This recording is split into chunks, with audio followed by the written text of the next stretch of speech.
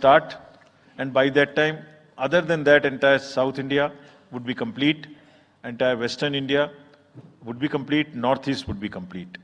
और fifth phase 26 अप्रैल से शुरू होगी और 20 मई तक चलेगी। 20 मई तक डेट ऑफ पोल होगी, बीच में नॉमिनेशन, स्क्रूटनी और विड्रॉल की डेट्स रहेंगी।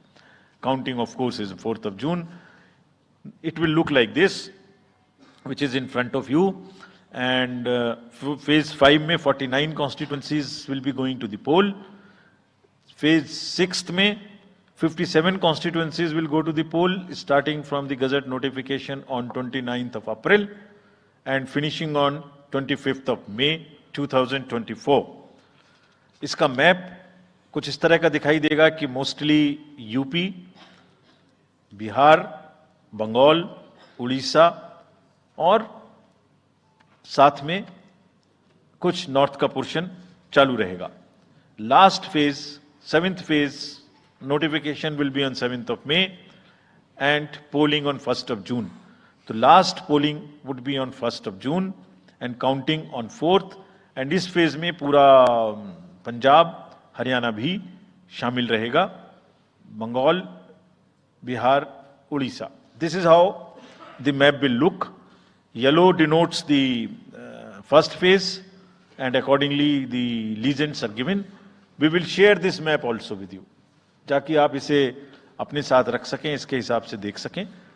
ये भी कोशिश की है हमने, और अगर पूरी फेज वाइज हम पिक्चर दें, ये भी एक अच्छी स्नैपशॉट है, जिसमें फेज 1 में 102 कॉन्स्टिट्यूएंसीज, फेज 2 में 89, फेज 3 में 94, फेज 4 में 96, 49, 57, 57. So we'll start with the 102, the largest, slowly come down and finish northeast, move up from the south and finish the western area. तो इसमें वेदर और हर चीज का ध्यान रखते हुए काफी सोचने के बाद ये शेड्यूल बनाया गया है। विद दिस, जो सिंगल पोल डेट है वो 22 स्टेट में होगी। 2 राज्य 4 बार में जाएंगे, कर्नाटका, राजस्थान, त्रिपुरा, मणिपुर। 3 फेज में 2 जाएंगे, छत्तीसगढ़ एंड असम।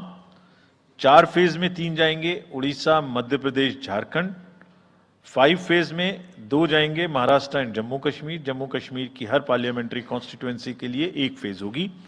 और 7 फेज में 3 जाएंगे, Uttar Pradesh, Bihar and West Bengal. With this friends, I and my address and thank you very much. Thank you, sir, for those detailed remarks. Please hold on. So, you raise your hands, हाथ खड़ा कर दीजिए, माइकर्स आपके पास आएंगे। तो we will start with you in the first row. Where are the mics? आप आइए, इनको दे दीजिए। जो, yeah, CC sir will take 4-5 questions at one time. So after that we will take the next person. Yeah. Sir, मैं मोहित दुबे हूँ news nation से। Sir, मेरा सवाल ये है कि आपने 7 चरणों में मतदान ये करवाया है, बहुत बड़ी चुनौती है क्योंकि दुनिया का सबसे बड़ा लोकतंत्र हिंदुस्तान है।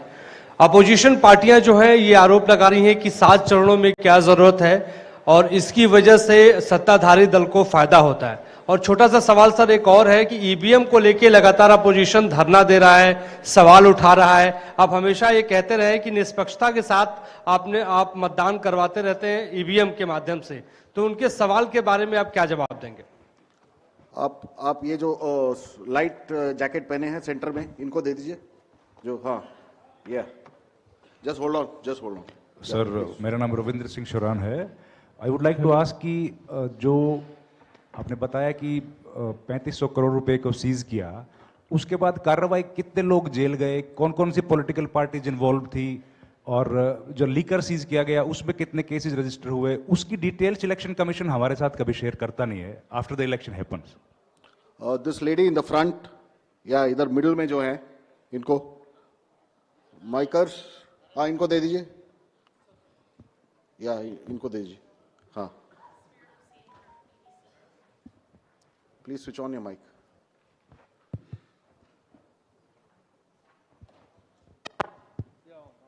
Great. Samir Hussain from BBC News. This is an incredible feat to try and get every person who's eligible to vote.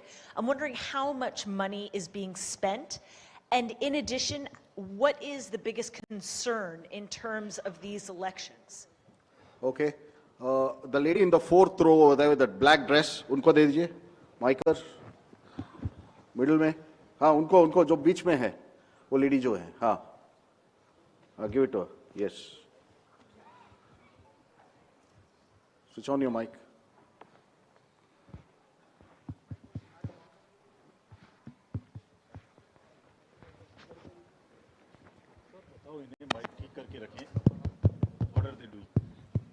Hi, I'm Ashlyn. You said in your speech that... Can you just introduce yourself? I'm Ashlyn Matthew. From?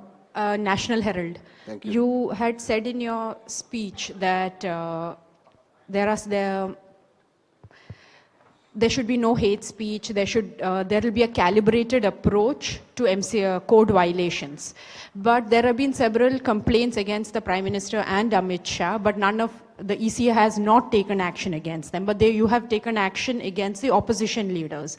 So even if you take a calibrated approach, so won't it be the opposition leaders who get picked up more, who will get notice from you more than the ruling party leaders? Yeah, the gentleman in the second row here. Yeah, please. Yeah, mic is live. Hello. Sir, Venkatraman from Dinamala, from Tamil Nadu. Sir, every election you are getting new experience regarding the control of money power. How are you going to control the money power? For example, last election 2019, at Vellore constituency, the candidate Kadir Anand, from his place, crores and crores of rupees money has been recovered from him. But what kind of action has been taken against him? And he's going to be the future candidate from the same constituency. Let me first take the answers of these questions of the first round. First question ये था कि 7 phase में election क्यों, और opposition parties का ये आरोप है कि 7 फेज में होने से लेवल प्लेइंग फील्ड डिस्टर्ब होती है, किसी को फायदा होता है। एक बार कभी पूरी कंट्री का भौगोलिक और ज्योग्राफिक इतिहास और ज्योग्राफिक स्थिति को नजर डाल के देखिए। नदी, नाले, बर्फ, पहाड़, जंगल, गर्मी, सिक्योरिटी फोर्सेस का मूवमेंट कभी सोच के देखिए। They will be moving like within 3 to 4 days between the gap in the phases, they will walk length and breadth of the country. उनके ऊपर प्रेशर कभी देखिए कितना होता होगा। कभी इलेक्शन मशीनरी की पूरी प्रोसेस, कभी एग्जाम्स, कभी फेस्टिवल्स, होली, रमजान, रामनवमी, पता नहीं क्या क्या फेस्टिवल्स बीच में है। जब कैलेंडर पे हम लेके बैठते हैं तो एक डेट फिक्स करते हैं, दूसरे में चली जाती है, दूसरे फिक्स करते हैं, कहीं प्रॉब्लम आ जाती है। हम किसी को फेवर करने के लिए, किसी को नुकसान करने के लिए कोई भी एक्शन नहीं लेते, कोई भी एक्शन नहीं लेते। किसी को ऐसा भ्रम है तो वो गलत है। हम फैक्ट्स पे बात कर सकते हैं। जहां की जो मैंने कहा था, हर राज्य अपने आप में अलग अलग है। किसी राज्य में 1 में भी है, किसी राज्य में 7 में भी है। जिन राज्यों में 7 में है वहां का विस्तार बहुत बड़ा है, नंबर ऑफ पार्लियामेंट्री कॉन्स्टिट्यूएंसीज बड़ी हैं, कंटेस्टेशंस ज्यादा हैं, इसलिए वो 7 में है। My friend from the Tamil Nadu has asked, वहां 1 में है, लेकिन वहां दूसरा चैलेंज है जिसके लिए what he has talked about, there is a challenge of money power in that particular state, and as I mentioned, we are extremely careful of what he has asked. If you learn it from the assembly elections which happened in another southern state recently. We have been able to cure that menace of money power to a very large extent, and we would control this. Please don't be worried. Similarly, I'll on the expenditure side take this question from BBC that how much we spend. Each candidate is allowed to spend in the parliamentary constituencies up to 80 lakhs, up to limit, and in the assembly up to 90, up to 90 lakhs, and in the assembly up to 38. So if you combine amongst the candidate, that's the upper limit, which is the expenditure. You have asked about, somebody asked about EVMs. EVMs के बारे में मैं बहुत बार बता चुका हूं, लेकिन ठीक है, आपने फिर क्वेश्चन पूछा है तो, और देश में एक ऐसा अभियान भी चल रहा है जिसको बताना भी जरूरी है, इसलिए मैं थोड़ा विस्तार में बता ही देता हूं। वैसे बहुत बार बता चुका हूं, 40 बार लगभग इस देश की संवैधानिक courts, high courts and supreme courts EVM के ऊपर में जितनी चुनौतियां हुई हैं उनको देख चुकी हैं। चुनौतियां किस प्रकार की हुई? ये हैक हो सकती है, चोरी हो जाती है, 19 लाख मिसिंग हैं, इसमें दिखाई नहीं देता है, ये कंप्यूटर से खराब हो जाती है, रिजल्ट्स बदल सकता है, मैनिपुलेट हो सकता है। हर बार संवैधानिक कोर्ट्स ने इसको रिजेक्ट किया है। क्या कहा है? कभी कहा कि इसमें वायरस लग ही नहीं सकता, no question of introducing virus. कभी कहा इनवैलिड वोट्स नहीं हो सकते, कभी कहा रिगिंग इज नॉट पॉसिबल, कभी कहा कि when there is section 61A in the RP act which empowers the use of the EVM, जब तक वो खत्म ना हो जब तक ये प्रश्न उठाना गलत है। कभी कहा कि EVMs are fool proof devices for counting and allegations of tampering are baseless. कभी कहा कि आप एक के बदले 5 वीवीपैट गिनिए, वो हमने शुरू कर दिया। अब तो ये आ गया है नतीजा कि कोर्ट्स ने जुर्माना लगाना शुरू कर दिया। दिल्ली हाई कोर्ट ने मिस्चीवियस कहते हुए 10,000 रुपए का जुर्माना लगाया, फिर माननीय उच्चतम न्यायालय ने 50,000 रुपए का जुर्माना लगाया। अभी फिर रिसेंटली माननीय उच्चतम न्यायालय ने एक पिटीशन खत्म की है। कितनी बार सुनेंगे? क्यों बार बार वही बिलाप करना है? कोई चीजें तो हमसे पूछिए। हैक नहीं हो सकती, किसी सूरत में नहीं हो सकती, एंड जो परिणाम आते हैं वही प्रमाण है, बार बार परिणाम आते हैं। कोई भी ईवीएम लेके बैठ जाता है सोशल मीडिया पे, वो डिब्बा लेके एक बैठ जाता है, और आजकल एक नया ट्रेंड शुरू हुआ है, वो थोड़ा सा एक्सपर्ट भी बन जाता है। आजकल 1-2 एक्सपर्ट भी चल रहे हैं सोशल मीडिया पे, वो कहाँ की डिग्री हैं, कहाँ के एक्सपर्ट हैं, थोड़ा देखना भी चाहिए। वो बताते हैं कि ये डिब्बा है, वो टूल बॉक्स जैसा डिब्बा होता है, उसके अंदर में क्या है पता नहीं है, उसमें से एक गत्ते के डिब्बे में से एक स्लिप भी निकलती है। वो धरना भी हो जाता है कि ये स्लिप बदल गई, मैंने यहाँ बटन दबाया था और यहाँ ही गलत निकल लगी। भाई आपने क्या दबाया था, किसी को बताया था क्या? क्या निकला, किसी को बताया था क्या? अरे संविधान कोर्ट्स कह रही हैं। अच्छा, जितनी बार हमसे आप पूछेंगे उतनी बार हम उसका एक क्वेश्चन लेके आपको FAQs में डाल देंगे। 100+ क्वेश्चन हैं। और भाई political parties have come into existence because of the EVMs. There are many smaller political parties which in the age of the ballot papers might have not come into the existence. It was the fairness and the political parties know in the heart of their hearts. सब EVMs का 3-3 बार mock poll होता है, candidates के सामने में होता है। फिर भी अगर कुछ आप किताब लाए हैं, किसी के पास है क्या? एक हमने किताब भी बनाई है, एक जितने लीगल केसेस 40 केस, देखिए these are 40 cases on EVM. इसमें FAQ भी है, आप सब लीजिए इस किताब को हमसे।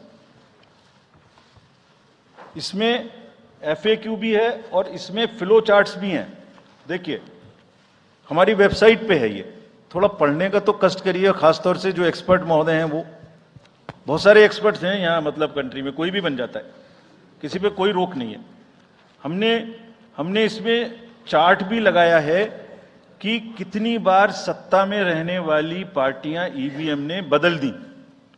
तो मुझे भी ईवीएम पे फिर मैं रात सोच रहा था ये प्रश्न तो आएगा जरूर, तो फिर रात को मैंने कुछ लिखा अपने हाथ से, वो फिर आपको सुनाता हूं। अधूरी हसरतों का इल्जाम, अधूरी हसरतों का इल्जाम हर बार हम पर लगाना ठीक नहीं। ये ईवीएम कह रही है, मैं नहीं कह रहा हूं। अधूरी हसरतों का इल्जाम हर बार हम पे लगाना ठीक नहीं, वफा खुद से नहीं होती, खता ईवीएम की कहते हो। और बाद में गोया जब परिणाम आता है तो उस पर कायम भी नहीं रहते, आप ही के पक्ष में रिजल्ट आ जाता है। ये क्या बात है भाई? कितने दिन? EVMs are 100% safe, 100% sure. We know now, in last 2 years, again, we have done large number of improvements. एक EVM की नंबर जो भी किस बूथ पे जाएगी वो कैंडिडेट को दिया जाएगा, इसलिए इसमें कोई प्रॉब्लम नहीं है. नाउ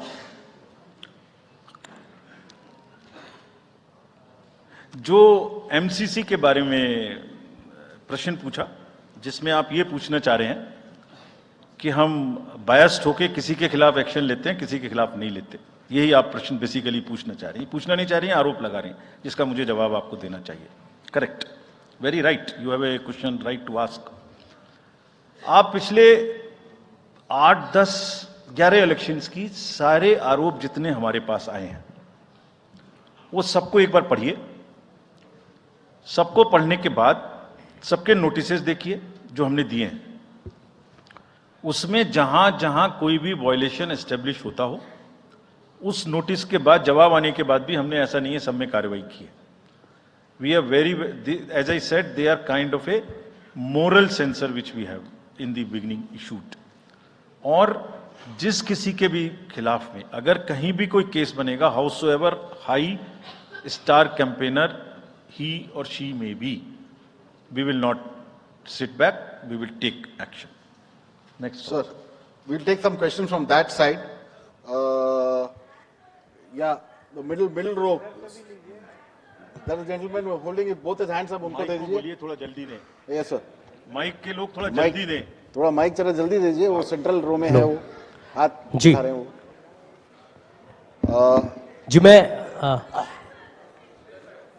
जी मैं आशीष हूँ, अमर उजाला डिजिटल से. मेरा सवाल है सर, जो आपने अभी 4M की बात की थी, उसके लिए क्या कोई एडिशनल डिप्लॉयमेंट आपने किया है? अगर किया है तो वो क्या है sir? Just yeah, give it to him there. Yeah, please. मैं राजस्थान पत्रिका से नवनीत मिश्रा हूँ. अभी इलेक्टोरल बॉन्ड पे जिस तरीके से घमासान मचा हुआ है और सुप्रीम कोर्ट ने भी उस सिस्टम को खत्म कर दिया है, और जो चुनावी चंदे की जो पारदर्शिता की बातें होती हैं, तो उसके लिए वो सिस्टम लाया गया था. तो आयोग का अगला कदम क्या होगा, क्योंकि इसके बाद से कैश की चुनौती है वो बढ़ेगी चुनाव में. Sir, Sunil Prabhu from NDTV. Just two, three points, because you just now made a comment that every EVM has a number, and your own commission had asked for a totalizer. That totalizer has not happened because, if you wanted, in the essence, a free and fair election, then you should not be identified. The others, you said disclose. In the interest of the general public, and now we can't get from Mr. Arun Goel because he hasn't only cited personal reasons. In the best interest of the commission, would you be able to disclose what exactly happened? Why did Mr. Arun Goel, who worked with you and sadly is not here today in this entire process, if you can come clean about what exactly happened, what were the differences that led to his sudden and abrupt exit? That's Ravi Tripathi, DD News. Go there. Yeah. Sir, मैं रवि त्रिपाठी हूँ, जी news से. मेरा सवाल यह है कि एक तो सीट के नंबर जो सर आपने दिए हैं वो 543 के बजाय 544 हो रहे हैं काउंट करने पर. ऐसा क्यों है, ये एक तो जानकारी. और दूसरा कि मॉडल कोड ऑफ कंडक्ट का जो सवाल खड़ा किया हमारे किसी दोस्त ने कि बार बार विपक्ष ये सवाल खड़ा करता है, तो पिछली बार उन्होंने नाम दिया कि मोदी कोड ऑफ कंडक्ट, जिसमें मोदी के खिलाफ आप सॉफ्ट होते हैं और राहुल गांधी के खिलाफ आप ज्यादा एक्शन लेते हैं. ऐसा क्यों होता है, ऐसा आरोप क्यों लगता है चुनाव आयोग? Gentleman next to you. Yeah. Sir, Neeraj हूँ, न्यूज 18 इंडिया से. सर, पहले तो चुनाव आयोग को बहुत बहुत बधाई कि आप लोग पूरी कंप्लीट टीम हो गए हैं, दोनों चुनाव आयुक्तों को, और इस बड़ी प्रेस कॉन्फ्रेंस के माध्यम से हम लोग का वास्ता हो रहा है. हमारा सवाल ये है कि ये तो हमें अंदाजा था कि जम्मू और कश्मीर में विधानसभा के चुनाव नहीं होंगे इस बार, लेकिन ऐसा क्यों किया है? हालांकि आपके पास वक्त है, कोर्ट ने भी आपको वक्त दिया है. जम्मू कश्मीर में विधानसभा चुनाव न कराए जाने की क्या वजहें हैं? Yeah, the gentleman. Yeah, give it to him. Yes. Very. Sir, my name is T.N. Ashok. I used to be former editor of PTI. I also write a lot of political articles from New York. So I just wanted to know, I was just following the Federal Election Commission of the US, which publishes on its website the amount of money raised by presidential candidates, like say, it has just come out only yesterday. Biden has raised about $106 million. Trump has raised $88 million. Nikki Haley has raised about $48 million. And Vivek Ramaswamy has raised about $24 million. Is it possible for the Election Commission of India to publish such kind of details of not the candidates, but the parties, how much have they raised for the 2024 elections? Yeah, thank you. CC will take questions. Now let me answer these questions first. Very critical, very important questions. What are in everybody's discussion during this time, and it is necessary that one clears the stand on them. So first of all, I must congratulate that you have calculated it's 544, not 543. I never guessed that anybody would so quickly calculate this. कि ये 543 seat हैं तो 544 total में कैसे आ गई? एक constituency में 2 बार election होंगे, विच इज इन मणिपुर, तो वो 2 बार काउंट हो रहा है, इसलिए 544 से. So this is the first part of yours.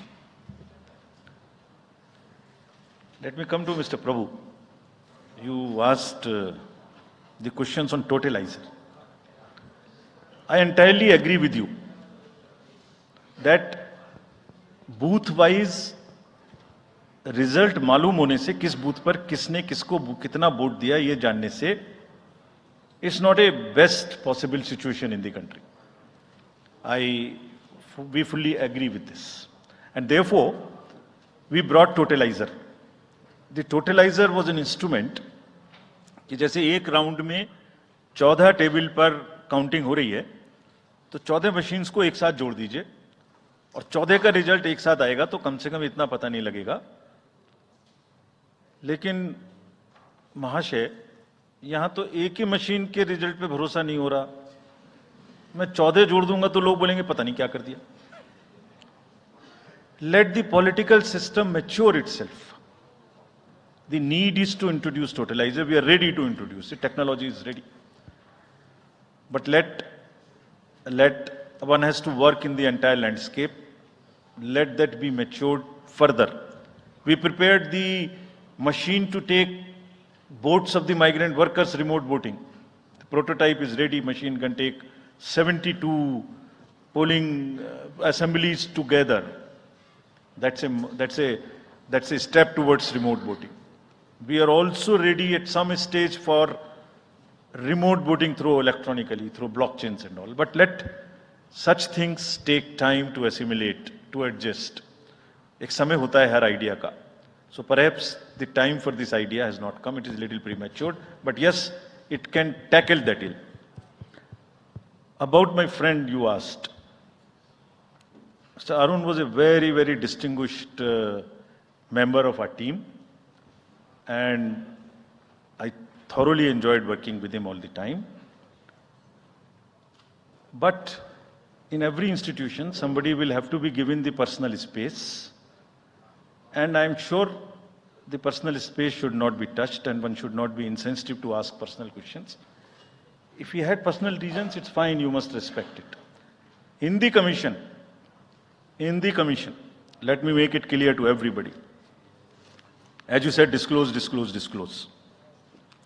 We also have another principle, participate. Involve all political parties. So in the commission, we have a very sound tradition, not today, of large, and I must thank this to my predecessors, worthy predecessors. Whatever we are today, it is because of them. And that's one tradition in the commission, that dissent within commission is encouraged. Within 4 walls of ECM, the commission room, which we call, it's a round room, because it's such a complicated exercise in the world, 3 minds are always better than 1. We discuss, we sleep over issues, we take time, we assimilate. And हमेशा एक उसमें कहावत है ना, फिर मुझे याद आ गया वैसे ही, निंदक न्यारे राखिए. आसपास रखने चाहिए जो लोग आपको चैलेंज कर सकें. सो कमीशन में बहुत ट्रेडिशन है वो हमेशा होता रहा है और होते रहना चाहिए. So that's the answer which I wanted to give you. Jammu Kashmir assembly elections क्यों नहीं हमने कराए, ये आपने एक प्रश्न पूछा. बहुत इंपॉर्टेंट क्वेश्चन है नीरज जी आपका. हम बहुत कॉन्शियस हैं इस बात से और बीच बीच में आरोप भी लगते रहते हैं. हम वहां गए थे तब भी हमसे लोगों ने कहा कि हमें तो सुप्रीम कोर्ट जाना पड़ा आपको कहलवाने के लिए कि इलेक्शन कराइए, और आप क्यों नहीं कर रहे हैं. तो पहली बात, आपने इतने समय से क्यों नहीं किया. तो पहली बात मैं सबके सामने ये इसको स्पष्ट करना चाहता हूं कि Jammu and Kashmir reorganisation act was passed in 2019. ये सबको विदित है कि 2019 में Jammu Kashmir reorganisation act pass हुआ. उसमें जम्मू कश्मीर की असेंबली में 107 सीटों का प्रावधान किया गया. उस 107 में से 24 सीटें रिजर्व थीं पाक ऑक्यूपाइड जेएंडके की, बची 83. 83 में से 7 रिजर्व थी एससी के लिए और एसटी के लिए कोई रिजर्वेशन नहीं था. राइट. 2022 में उसके बाद डिलिमिटेशन कमीशन आया और उसकी रिपोर्ट्स को एक्सेप्ट करके नोटिफाई किया गया. उसने इन सीटों की संख्या में परिवर्तन कर दिया. तो another act change this number of seats. क्या हो गया, 107 से बढ़ के 114 हो गई. 24 उसमें पाक ऑक्यूपाइड जेके की रही, 90 बची. तो 83 से बढ़ के 90 हो गई और 9 सीट एसटी के लिए रिजर्व कर दी गई. ये नया फीचर क्रिएट हो गया. और साथ ही साथ 2 सीट माइग्रेंट्स के लिए रिजर्व कर दी गई, जिसमें से 1 वुमेन की थी. और उसके बाद 1 सीट का नॉमिनेशन अलाउ किया गया, जो कि पीओके से डिस्प्लेस्ड लोग जो इंडिया में हैं उनके लिए वो रिजर्व की जाएगी. और ये सारे, जिसका मतलब Reorganization Act and Delimitation Act were not in sync, and therefore there was no occasion for the commission to conduct the election till that happens. When did that happen? That happened in December 2023 by amendment in the J&K Reorganization Act. तो हमारा metre कब से चालू हुआ है? दिसंबर 2023 से metre चालू हुआ है चुनाव कराने का. असेंबली और पार्लियामेंट में चुनाव कराने के लिए हम जेएनके के सभी पॉलिटिकल पार्टीज ने हमसे कहा, ऑल, कि आप हमारा चुनाव पार्लियामेंट के साथ कराइए. वी रेस्पेक्ट दैट, और हम समझते हैं कि हमारी ड्यूटी है हम उसे कराएं. सारी एडमिनिस्ट्रेटिव मशीनरी ने टुगेदर एक स्वर में कहा कि सर हम एक साथ नहीं करा सकते. हमने पूछा क्यों, तो उनका आंसर था कि जब असेंबली कॉन्स्टिट्यूएंसी के चुनाव साथ साथ में होंगे तो एक असेंबली में लगभग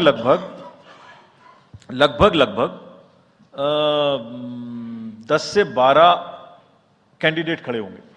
सो 90 इंटू 12 करीब 1000 कैंडिडेट हो गए. और जेएंडके में सिक्योरिटी की वजह से हर कैंडिडेट को कम से कम 2 सेक्शन फोर्स प्रोवाइड करनी पड़ती है.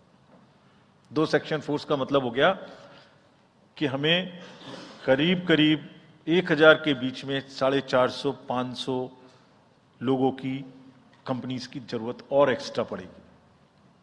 वो इतने बड़े देश में इस समय में सिक्योरिटी रीजंस में प्रोवाइड नहीं था. बट वी स्टैंड कमिटेड कि हम जैसे ही ये चुनाव खत्म होते हैं उसके तुरंत बाद, क्योंकि फोर्सेस की हमारे पास अवेलेबिलिटी हो जाएगी, हम चुनाव जल्दी से जल्दी वहां कराएंगे.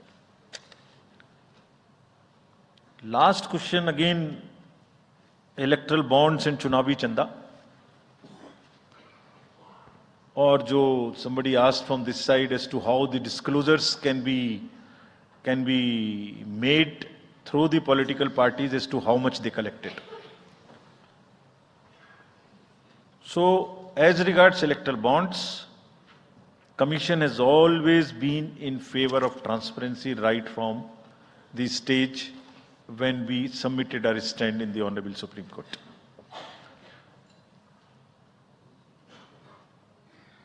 Again, in a democracy, there is no scope for hiding things. Democracy is all about making everybody know, aware, transparency, information. It must be shared. We are all for it. So this is the first part of the entire exercise. It must be known. The country has to now also ask and find solutions to an institutional mechanism where the donor's privacy is also considered, is a point in question. We have made it compulsory for all political parties to make the contributions they are receiving. The answer to this side as to the declarations are made on the donations. Every political party is required to, under the guidelines, to make declaration to us on the contributions they receive. Also in the annual accounts, how much they have collected, how much they have spent. Also, after every election, they are supposed to give us an account of what they spent in that particular election. Supposing assembly election has taken place, we have contested, we have spent so much. And we publish it on the website of the commission for everybody to know what is happening. And this we have now made digital. But the unaccounted money which is used in the elections, on which during the elections we are very particular to control it. But how do we also control the donations in the unaccounted form is something which the entire nation has to work together. How the donor's privacy is also protected, he is not harassed, how it is channelized, how it is more and more white. In the digital age, there must be almost no scope. It must be a very, very less cash economy. I am speaking from my old finance days, but it must be very, very less cash economy, and therefore one has to think of it, and I am sure some better system will evolve where it becomes like that. Yes.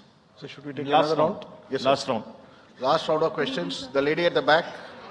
Yeah. Good evening, sir. This is Ritika from the Indian Express. You're not audible.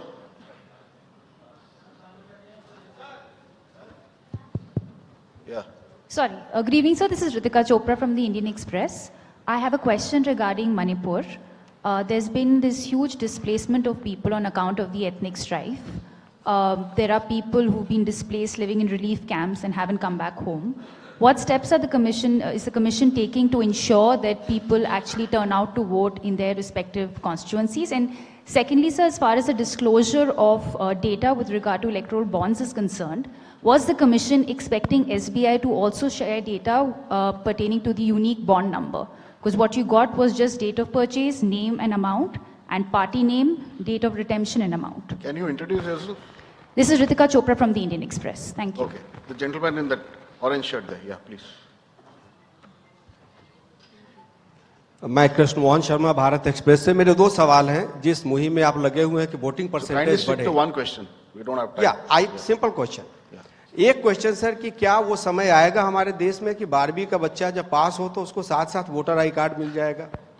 और दूसरा सवाल एक ये है कि क्या हमारे देश में मैंडेटरी वोटिंग हो पाएगी कभी? The lady in the light blue shirt, last row. Yeah. Sir, this side Harsha from Republic TV. I have two questions. First one, opposition parties have accused Election Commission of being biased when it comes to action against hate speeches. While you have said that adequate measures have been taken, but how is it different from the last time? And so second question is precisely about two states, West Bengal and Manipur. Both these states have witnessed immense violence last year. One during Panchayat election and other one with ethnic clashes. How Election Commission is ensuring safe and peaceful election in the booths this time? Okay, the gentleman in the front. Idhar hai ji, inko. Here, I'm George Kalivaril from Deepika Malayalam Daily. Mine is a half question and a request also. There are, why can't you think of giving, giving a ballot vote, voting for journalists who work in other, go for vote reporting.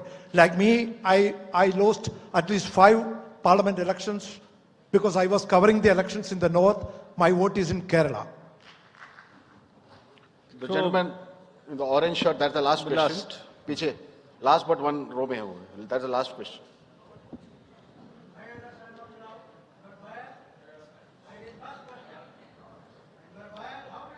Coming.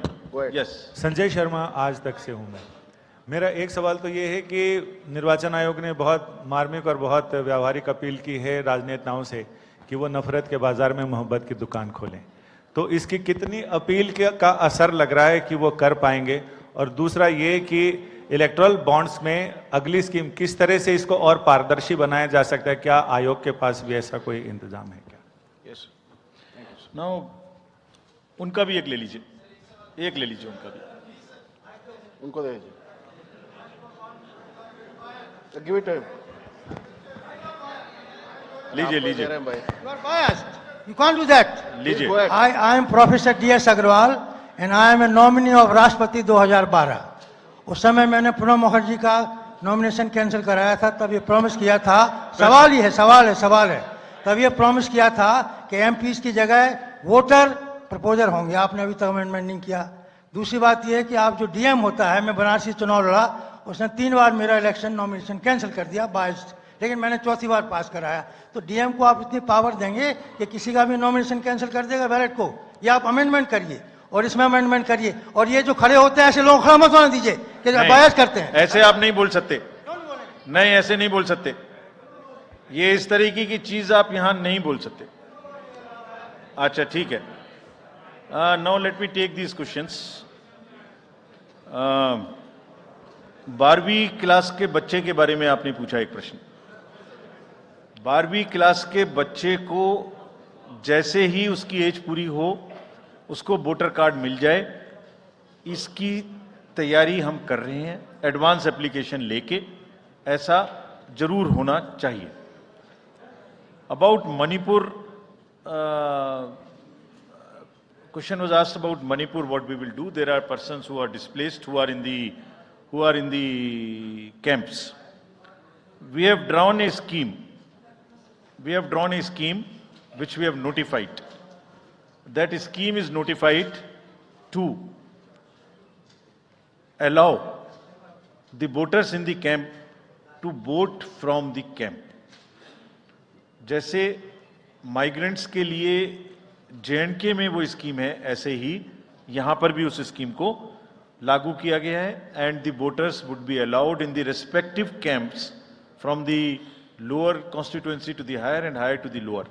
But my appeal to the voters is that let us decide through the ballot peacefully by participating in these elections. We'll make the arrangements.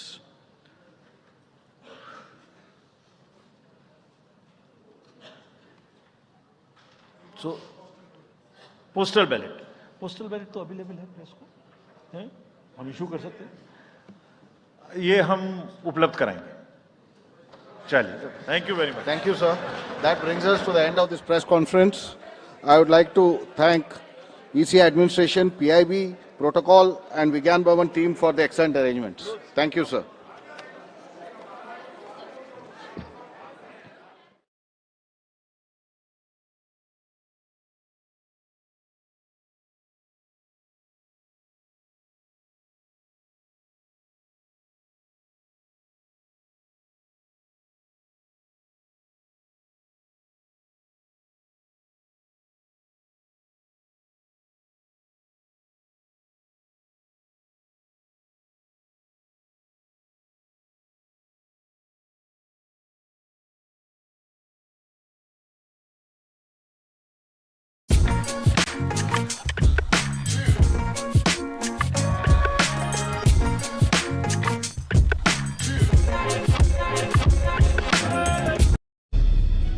Thank you very much, Mr. K. Annamalai, for joining us here on Public Munch.